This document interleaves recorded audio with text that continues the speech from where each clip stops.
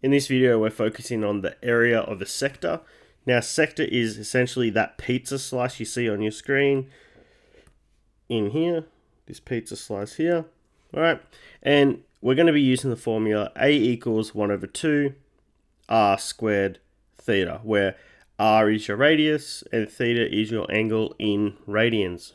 Very important to remember that that is your angle in radians, not in degrees. So you may need to change your calculator to radians if you haven't already. All right, so we're going to jump straight into it and do a problem.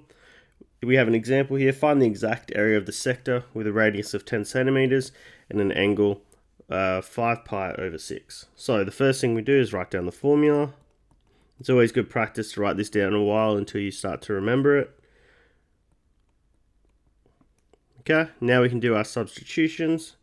So 1 over 2 stays as it's a constant. Our radius was 10, so 10 squared. And then our our angle in radians was 5 pi on 6. You can put that straight into your calculator. If you want, ignore the pi.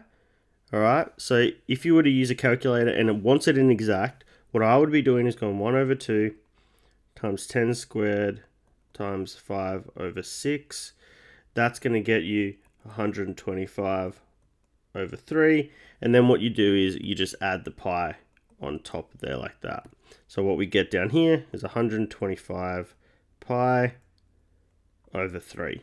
Okay, so like with most of these problems involved with radians, just be careful if the question's asking for exact value or whether it's asking you to do some rounding.